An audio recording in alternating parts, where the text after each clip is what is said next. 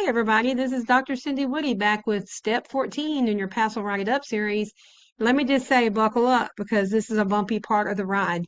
3.2.1 is about setting up your problem of practice for your PLC. So in this one, you're focusing only on the tools and the focus of setting up the work of the PLC. So when we say we're talking about a tool for the problem, we're not trying to solve the problem. We're trying to find out what tools would identify the problem. Choosing a focus is talking about choosing a focus for the committee work, making a smart plan, and who is the target and how will it help. So let me show you a couple of different examples. This one from the Library of Exemplars shows the use of SMART goals. And I like it. I like it a lot. So hopefully you have something like this from your work as a student during your internship, or you have something from task 2 that you can use here. So this person used a very specific set of data tools. They wanted to find out these things: student performance and student social emotional data.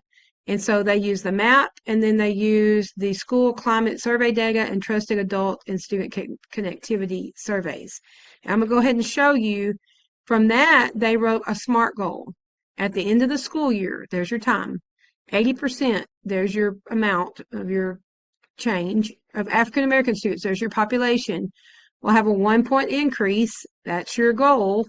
That's your data point as measured by, and there's your tool, your school's climate survey. And this one is very well written. It's very specific. It's very easy for you to understand what the goal went to, and you can see the tools they used and how that worked out. I'm going to go ahead and show you their C. They developed the plan, and this is what they did for their plan. So pause and look at that. And then the colleagues targeted for the plan was the whole staff, basically. So all classroom and specialist teachers. And then there's the why behind it. And then I think the plan will have an impact on school culture, and it tells why. So this is more of an opinion statement because you don't know yet in this part of it's like you haven't done the task yet, if that makes sense.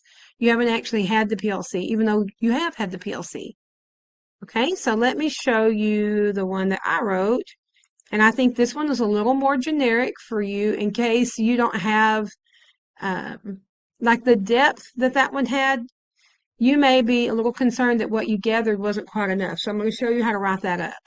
So our team, I recycled what I had written for task 2. Do you see something familiar? If you watched probably be about 4 or 5 videos ago, I went through how to collect the data for the professional learning plan. And I also went through how to collect the data in task 1 to identify the problem for the whole school. So all of these data points now are starting to be familiar. I'm able to reuse them. But what you have to be careful about is if you copy and paste your own work, that's fine. That's not plagiarism. You can't plagiarize yourself. But what you can do is miss parts of the problem. So what tools did you use? So I identified tool, tool, tool. I used 3. And to collect data to identify a researched instructional practice in need of improvement. Why did you use these tools and what data did you get from it? So there's the tool. Here's the why, because I wanted to gather faculty input. Why? So we can understand trends. Why? To identify instructional practices emphasized in recent years. So there's my 3 tools. And let me do spoiler alert.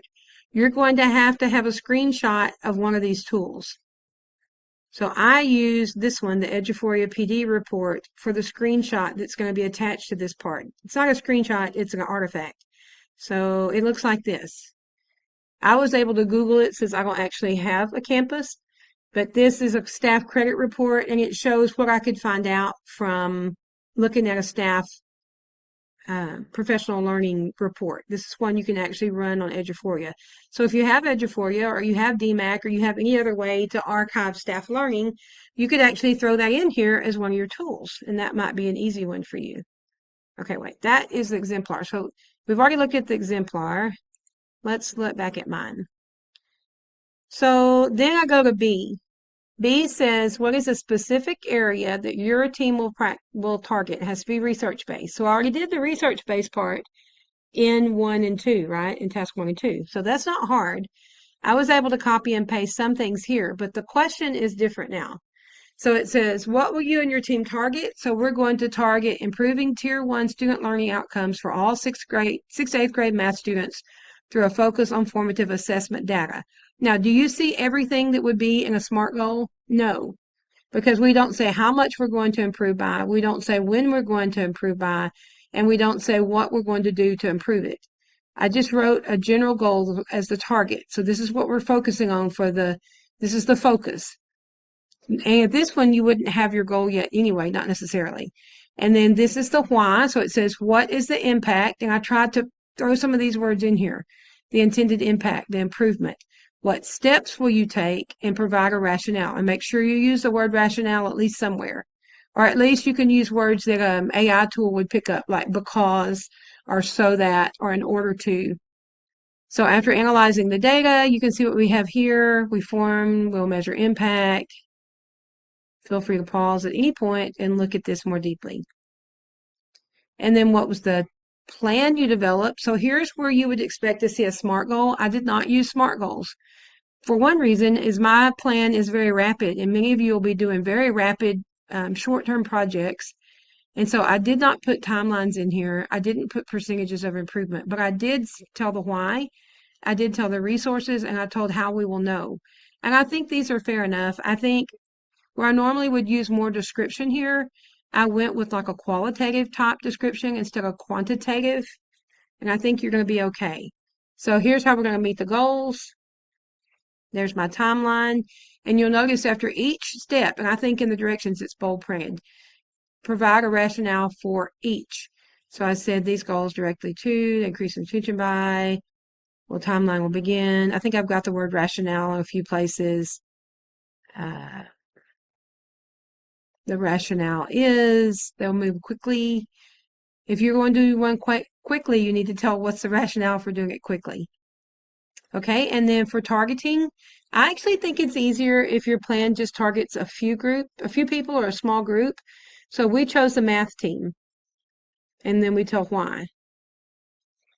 And that part should be pretty short. And then how will it improve the culture? Don't go too crazy with this one. This one is more of an opinion piece.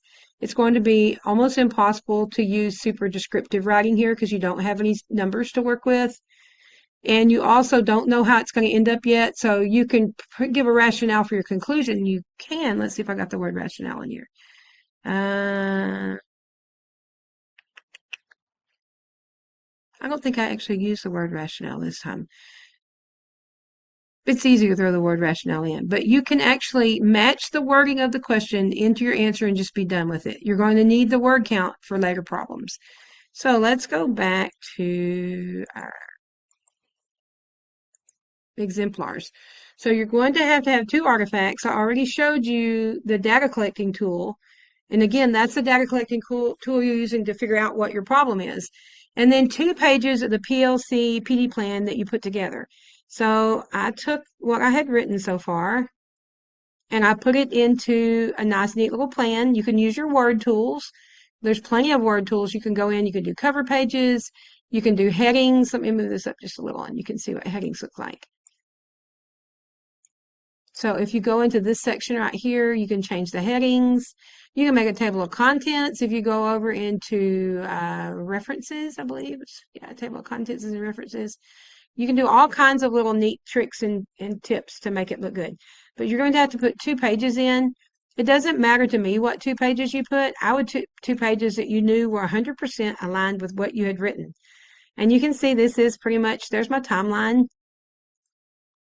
resources.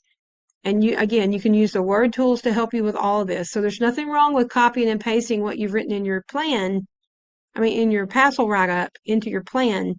But I don't think you need to stress too much about that as long as the plan matches what you've written.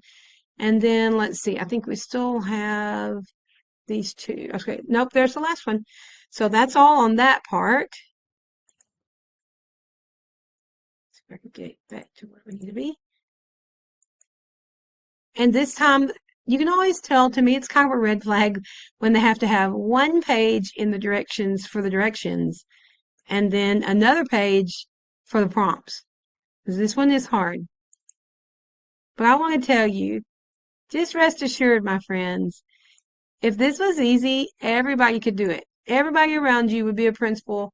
There wouldn't even be anybody that wasn't certified to be a principal. Not everybody can do it. And if PASL were a picnic, anyone could do it. It's not, but you can.